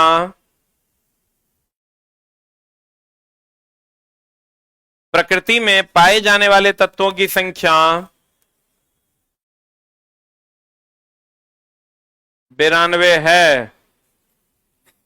प्रकृति में पाए जाने वाले तत्वों की संख्या कितनी है? 92। कितनी है रे? बता। H2S का नाम सुना है? यह एक रंगहीन गैस है जिससे सड़े हुए अंडे के जैसी गंध होती। किसके जैसी? अब बताओ, मछली में गंध किसके कारण? अमोनिया के कारण। मछली में गंध। हाइड्रोजन सल्फाइड और कभी कभी क्वेश्चन पूछता है H2S और HCl, ये गैस अवस्था में क्यों होते हैं? गैस अवस्था में होते हैं क्योंकि ये हाइड्रोजन बंधन नहीं बनाते। वहां भी है, क्योंकि ये हाइड्रोजन बंधन नहीं बनाते। क्योंकि ये क्या नहीं बनाते? हाइड्रोजन बंधन नहीं बनाते। H2S और HCl किस अवस्था में पाया जाता है? H2S और HCl गैस अवस्था में होते हैं क्योंकि यह हाइड्रोजन बंधन नहीं बनाता। हाइड्रोजन बंधन कौन कौन बनाता है रे? फ्लोरीन, ऑक्सीजन और नाइट्रोजन। फोन। हाइड्रोजन बंधन बनाने के लिए चाहिए फ्लोरीन, ऑक्सीजन, नाइट्रोजन। और चला इसमें देखो, ना फ्लोरीन है, ना ऑक्सीजन है, ना ही क्या है? नाइट्रोजन। इसलिए ये हाइड्रोजन बंधन नहीं बनाता, और जो नहीं बनाता है इसलिए किस अवस्था में पाया जाता है? गैस अवस्था में।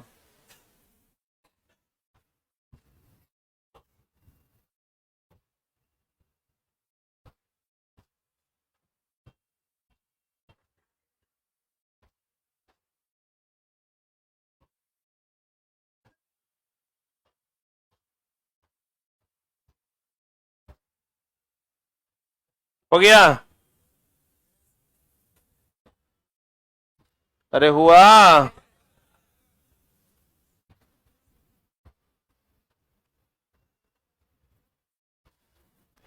अरे हुआ? H2S और HCl किस अवस्था में होता है? गैस अवस्था में। क्योंकि ये हाइड्रोजन बंधन नहीं बनाता। हाइड्रोजन बंधन कौन बनाता? 3 गो, फ्लोरीन, ऑक्सीजन, नाइट्रोजन। अब बताओ, इसमें फ्लोरीन है क्या? ऑक्सीजन है क्या? नाइट्रोजन है क्या? इसका मतलब ये हाइड्रोजन बंधन नहीं बनाएगा। यौगिक को केवल रासायनिक या विद्युत रासायनिक प्रतिक्रिया के द्वारा क्या किया जा सकता है? अलग किया था। इसीलिए तो क्वेश्चन पूछता है H2O को किस विधि द्वारा अलग करते हैं? कहते हैं विद्युत रासायनिक विधि द्वारा। क्योंकि H2O यौगिक है। यौगिक कहते किसको हैं?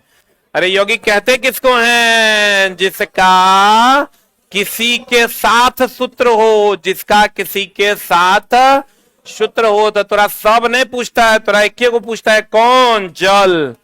कौन पूछता है? चला तो कहेगा जल को। जल यौगिक है। क्यों यौगिक है? क्योंकि किसी के साथ सूत्र है, और किसी के साथ सूत्र है तो ये विद्युत रासायनिक विधि द्वारा क्या किया जाता है? पृथक किया जाता है। जल को कहेगा किस विधि द्वारा अलग किया जाता है? कहेंगे विद्युत रासायनिक विधि द्वारा। ये समझो rare of the rarest question में से एक है। जल को किस विधि द्वारा अलग करते हैं? विद्युत रासायनिक विधि। यहां से जब H2O होगा और यहां आप विद्युत धारा दीजिएगा ना, तो ये बन जाएगा H प्लस या H2 प्लस और O2 माइनस में, या H प्लस और OH माइनस में। H प्लस और OH माइनस में ये टूट जाता है। H प्लस और OH माइनस में। तो कहता है H2O एक यौगिक है, और यौगिक विद्युत रासायनिक विधि द्वारा क्या होता है? अलग होता है। कहेगा जल किस विधि द्वारा अलग होता है? विद्युत रासायनिक विधि द्वारा। जल किस विधि द्वारा अलग होता है? विद्युत रासायनिक विधि द्वारा। निलंबन। निलंबन हो गया नाला का पानी। हम बोले तो निलंबन नाला का पानी। अब बताओ, नाला के पानी के जो कण है उसको आंख से देख सकते हैं कि नहीं देख सकते? तो कहता है निलंबन के कणों को आंखों से देखा जा सकता है। निलंबन बोले तो कौन? किसका पानी? नाला का पानी। इसके कणों को खुली आंख से देखा जा सकता है। कहता है केवल विषमांगी मिश्रण। कौन प्रभाव दर्शाते? टिंडल प्रभाव। टिंडल प्रभाव क्या होता है? कोलाइडी विलियन से। कौन विलियन से? चला आज बताओ, चला दूध से प्रकाश गुजरेगा? अब पानी से? तो दूध कोलाइड, यही घटना प्रकीर्णन है। तो कहते हैं जब दूध कोलाइड विलयन है, उससे प्रकाश नहीं गुजरता है, प्रकीर्णित हो जाता है, क्षय हो जाता है, तो हम कहेंगे चला टिंडल प्रभाव का संबंध किससे है? प्रकीर्णन से। प्रकीर्णन बोले तो प्रकाश का क्या क्षय। कहेगा किस विलयन से है? कहेंगे कोलाइड विलयन से। कौन विलयन से चला? कोलाइड विलयन। बताओ, कोलाइड विलयन दूध है, और दूध चला दिखता समांगी है लेकिन विषमांगी। दूध कहेगा दिखता कैसा है? समांगी। है क्या? विषमांगी। दूध के बारे में हमेशा ध्यान रखना, दूध क्या है? विषमांगी की समांगी। लेकिन दिखता कैसा है? समांगी। समांगी मतलब जो समान रूप से मिला हुआ हो, विषमांगी जो समान रूप से मिला हुआ नहीं हो। दूध एक प्रकार का चला कोलाइड विलयन है। कौन विलयन है? आप क्वेश्चन पढ़िए तो आपका बनेगा क्वेश्चन, लाइन पढ़िए, आपको समझ में आ जाएगा।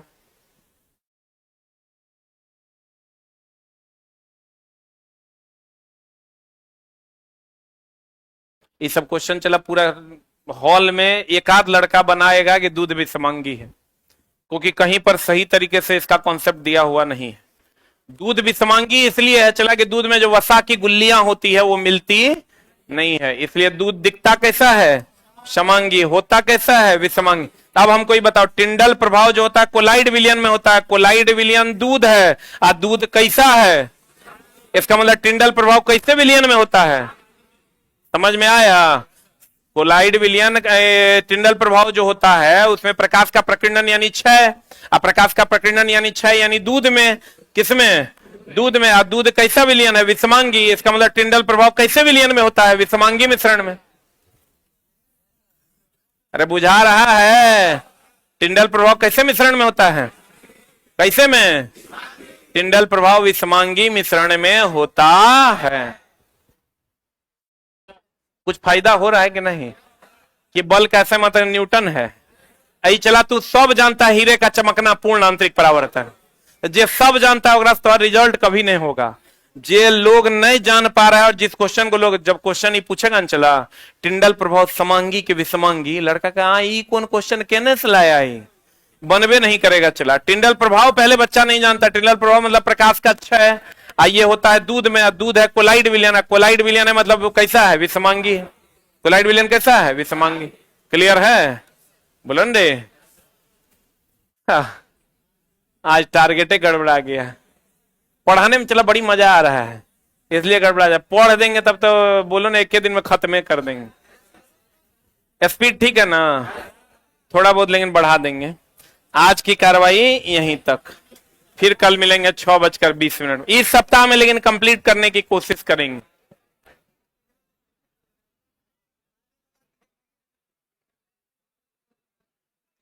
चला जिसका कार्ड रिचार्ज नहीं भी है, अब आपका कार्ड खाली आपके पास है तो आपको रोका नहीं जाएगा टेस्ट में। होली का टाइम है, बच्चा के पास पैसा नहीं है, ठीक ना? इसलिए कार्ड अगर आपका रिचार्ज नहीं भी है, लेकिन कार्ड रहना चाहिए। पुराना कार्ड भी रहना चाहिए, लेकिन रहना चाहिए। अगर आपके पास रिचार्ज नहीं भी है तो कोई बात नहीं, ठीक ना? इस सप्ताह आप क्लास कर सकते हैं।